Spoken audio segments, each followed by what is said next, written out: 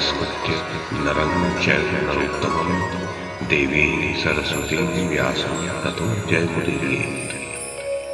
ओम नमो भगवते वासुदेवाय, ओम नमः पितामहाय, ओम नमः प्रजापतिभ्यः, ओम नमः कृष्णद्वैपायनाय, ओम नमः सर्वविघ्नविनायकेभ्यः।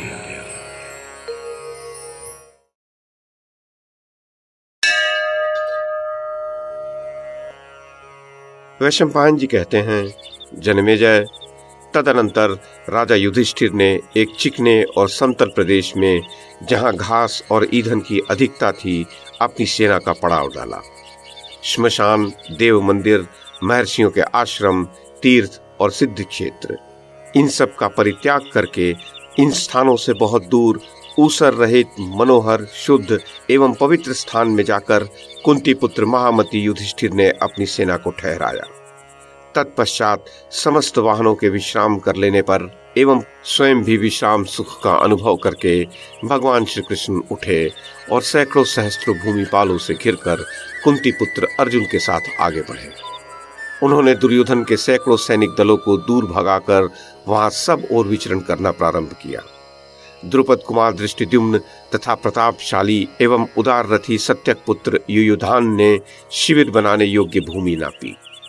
भरतनंदन जन्मेजय, कुरुक्षेत्र में हिरण्यवती नामक एक पवित्र नदी है जो स्वच्छ एवं विशुद्ध जल से भरी है। उसके तट पर अनेक सुंदर घाट हैं।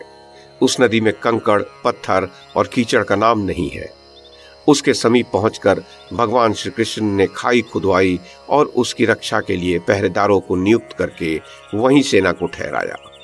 महात्मा पांडवों के लिए शिविर का निर्माण जिस विधि से किया गया था, उसी प्रकार के भगवान केशव ने अन्य राजाओं के लिए शिविर बनवाए। राजेंद्र, उस समय राजाओं के लिए सैकड़ों और सहस्रों की संख्या में दुर्धर्ष एवं बहुमूल्य शिविर पृथक पृथक बनवाए गए थे। उनके भीतर बहुत से काष्ठों तथा प्रचुर मात्रा में भक्ष्य भोज्य अन्न एवं पान सामग्री का संग्रह किया गया था। वे समस्त शिविर भूतल पर रहते हुए विमानों के समान सुशोभित हो रहे थे। वहां सैकड़ों विद्वान शिल्पी और शास्त्र विशारद वैद्य वेतन देकर रखे गए थे, जो समस्त आवश्यक उपकरणों के साथ वहां रहते थे। प्रत्येक शिविर में प्रत्यंचा, धनुष, कवच, अस्त्र शस्त्र, मधु, घी तथा राल का चूरा, इन सब के पहाड़ों जैसे ढेर लगे हुए थे। राजा युधिष्ठिर ने प्रत्येक शिविर में प्रचुर जल, सुंदर घास, भूसी और अग्नि का संग्रह करा रखा था। बड़े बड़े यंत्र, नाराज, तोमर, फरसे, धनुष, कवच, रिष्टि और तरकस, ये सब वस्तुएं भी सभी शिविरों में संग्रहित थी। वहां लाखों योद्धाओं के साथ युद्ध करने में समर्थ पर्वतों के समान विशालकाय बहुत से गज दिखाई देते थे, जो कांटेदार साज सामान, लोहे के कवच तथा लोहे की ही झूल धारण किए हुए थे। भारत, पांडवों ने कुरुक्षेत्र में जाकर अपनी सेना का पड़ाव डाल दिया है, ये जानकर उनसे मित्रता रखने वाले बहुत से राजा अपनी सेना और सवारियों के साथ उनके पास, जहां वे ठहरे थे, आए।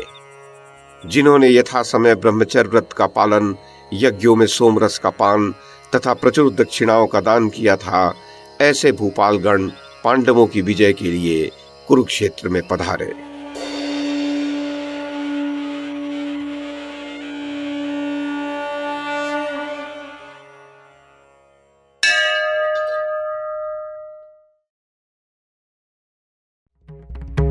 YouTube के माध्यम से महाभारत की कथा को एक श्रृंखला के रूप में प्रस्तुत करने का हमारा ये प्रयास यदि आपको सराहनीय लगा हो तो कृपया इस कड़ी को लाइक और शेयर करें, चैनल को सब्सक्राइब करें और बेल आइकन को दबाएं। साथ में अन्य लोगों को भी देखने के लिए प्रेरित करें। धन्यवाद और नमस्कार।